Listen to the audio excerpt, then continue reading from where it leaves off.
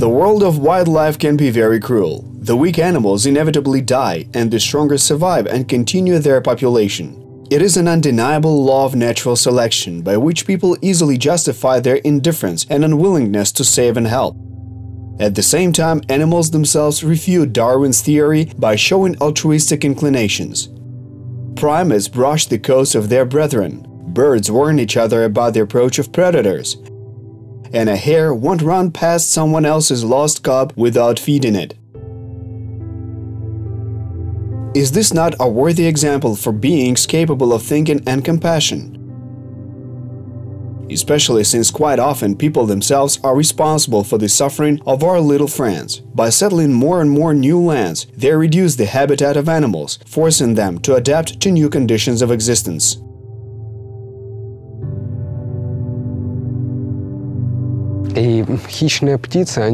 Birds of prey are very easily scared by loud sounds and noises that are not usual to them.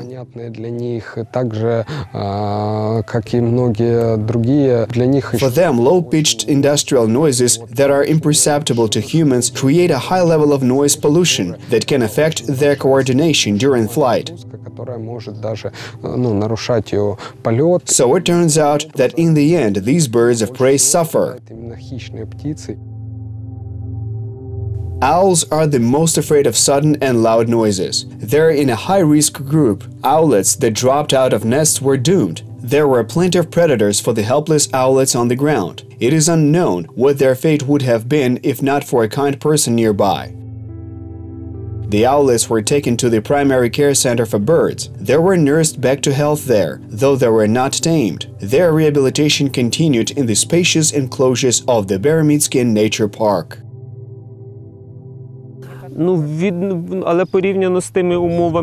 Insufficient motor skills are noticeable even in a relatively small enclosure when birds fly from branch to branch. They can restore their instincts by flying from top to bottom, even at a low altitude.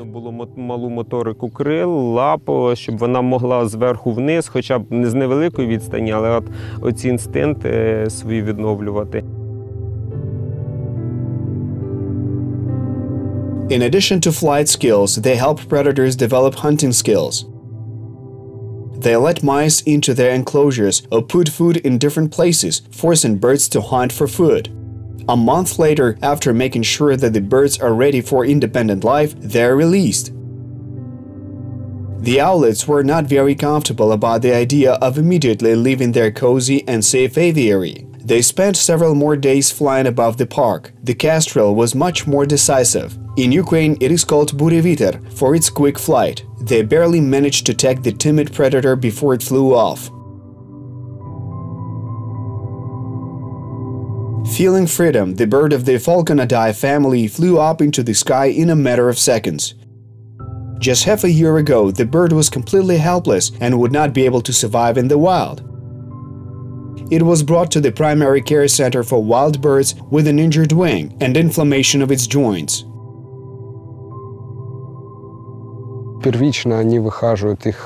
Initially, they're nursed in Kiev. Then we bring them here to Beremitsky to prepare them for flying before letting them free to fly into the wild. Then we release them in the forest. We have released about 10 such birds over the past year and a half. Последние 1,5 года мы выпустили около 10 птиц. But before releasing them into the wild, the wounded and emaciated birds are treated and cared for at the Birdwings Primary Care Center. People from all over the surrounding region come there for assistance, none of the veterinarian clinics except wild animals. But here they know how to help such patients. Even an initial examination of a collared dove requires a special approach. These birds are wild, timid, and lead very secretive lifestyles. Therefore, when a human being approaches and touches these birds, it is very stressful for them. Indeed, any careless movement can inflict even greater harm to any bird that has been injured and is suffering.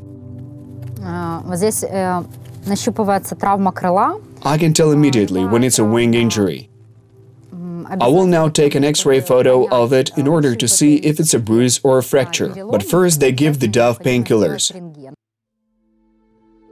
This will allow them to examine the bird more carefully and prescribe the appropriate treatment. I can see an inflammatory process in the wing in the bruised joint. This means that drug therapy is required in addition to the rehabilitation itself. The X-ray image shows that the bird's wing is not fractured. With an injury like this, treatment will take 2 weeks, then about a month of rehabilitation, and only after the bird has healed from its wounds, it can be released. Usually treatment doesn't take too much time, but rehabilitation and recovery are somewhat more complicated. The reason for this is that our goal is not just healing the animals, but also making sure that they can return to their wild habitat. Moreover, the adaptation process after treatment takes quite a long time. On average, we keep animals here from 2 months to a year. They stay here until we're confident that they will have the strength to survive in the wilderness.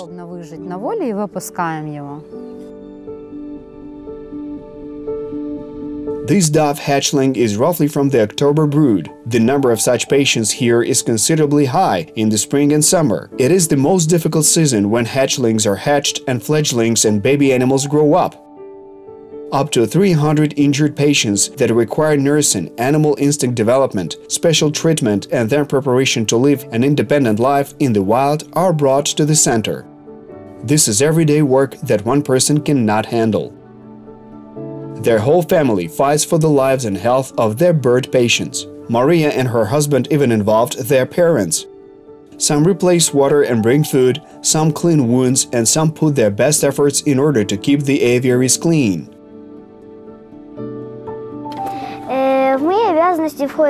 My responsibilities include feeding the birds, bringing them food and water, and administering them eye drops. We receive doves with all kinds of diseases. Many of them suffer from conjunctivitis. This dove's spine is broken, so it cannot fly. It can only crawl. This one had its tail pulled out, and it is just starting to recover from this incident. This dove is missing a claw because it became entangled in a balloon string.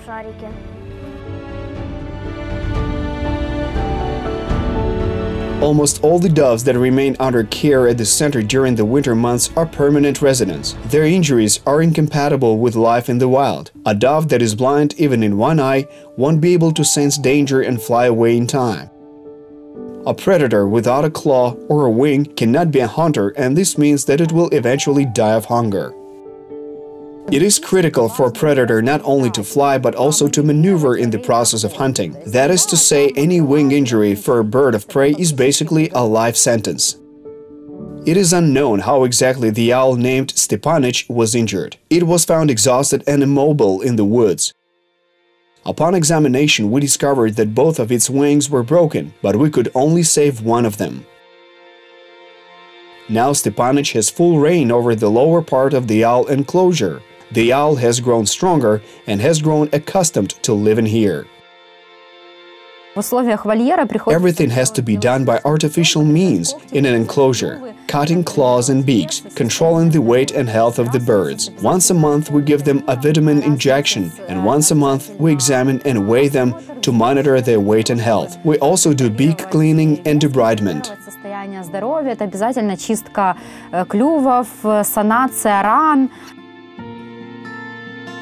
Vitamin injection is a procedure that Stepanich is already familiar with. This compensates for the lack of minerals and substances that the bird's body receives in the wilderness. The bird perceives the syringe more like a toy as opposed to a threat to its life. Don't be afraid, my dear. We will simply make the injection into the keel bone.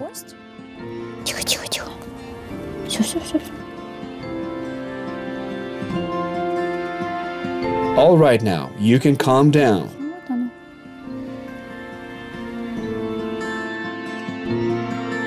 It is much harder to maintain the health of large predators. Even when a person approaches their aviary, they become very nervous and alarmed. 3 birds are left that are not destined to return to the wilderness. They require a special approach. We must enter the aviary slowly and be careful with our movements, because the birds can refuse food due to a high level of stress and then can simply die. There is also a hawk with a broken wing living here. It is just as hard for an eagle to adapt to captivity. The fact is that naturally strong and freedom-loving bird becomes completely helpless. The eagle lost a significant percentage of vision due to a traumatic brain injury and now is completely disoriented in space. Indeed, this beautiful bird of prey will no longer be able to survive without the help of a human being. Birds that we cannot heal for some unknown reason remain here living with us, and with time they become members of our family. This wonderful couple also became part of their family. They live here freely and are the first to meet guests. Always together, always talking, these friends will never run out of subjects for conversation.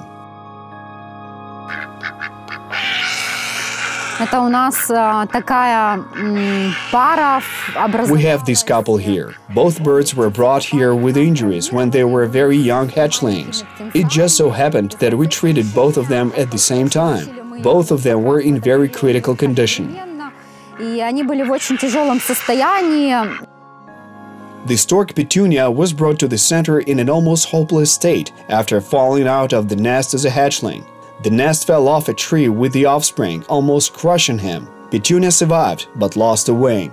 At the same time, a small duckling was treated at the primary care center, which miraculously was not torn apart by reservoir dogs. The hatchlings became friends, and Petunia and Utia have been inseparable ever since. After 2 years, they still live in the same house and eat the same food from one bowl, despite the fact that the natural gastronomic preferences of storks and domestic ducks are clearly different. They give each other absolute mutual assistance. The stork cleans the duck's feathers, and the duck does the same in return. Thus, with friendship and mutual assistance, they try to compensate for the moments of captivity. Unfortunately, the stork lacks a wing. So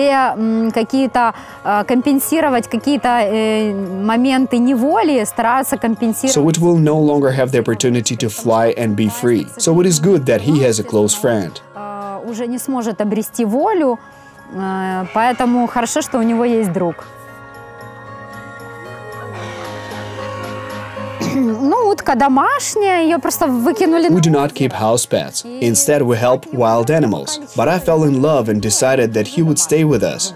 Мы помогаем диким, но я его полюбила и решили, что... On top of that, he became friends with the stork. Now it's our favorite duck.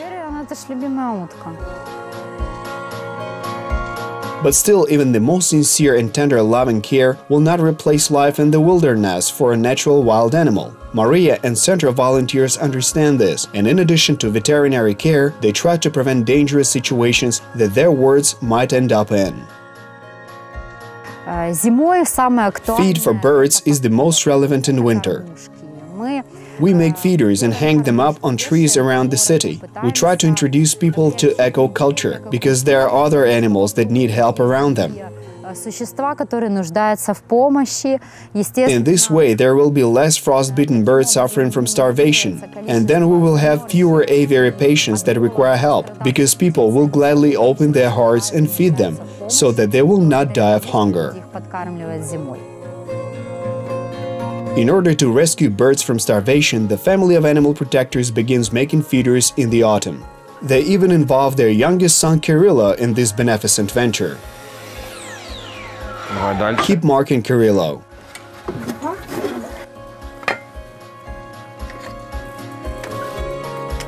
In a season, this workshop makes up to 200 feeders. Then they hang them up and engage children and adults in the process of saving birds. At the same time, they also make sure to maintain the correct diet for wintering birds by feeding them with healthy and nutritious foods. We feed swans with the same feed as well.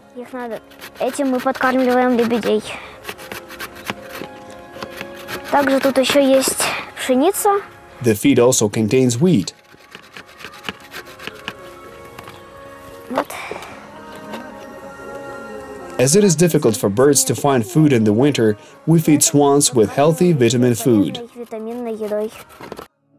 The swans that stay on the Bucha lakes don't refuse any food. The birds don't understand that tasty food is not always healthy food, and the bread thrown to them by compassionate people will only sate them, but it won't bring them any benefits. This is what is written on the signs placed along the lake by center volunteers. After all, bread does not provide the necessary elements and substances for spring laying. When filling up on bread, the birds face the risk of not giving birth to offspring. Such is the thin line between help and harm that a person can do from the best of their intentions. And such is the subtle, little known to us mechanism of existence and survival in the wild. Only by learning it, humans can count on the trust of our little feathered friends and becoming an integral part of this nature.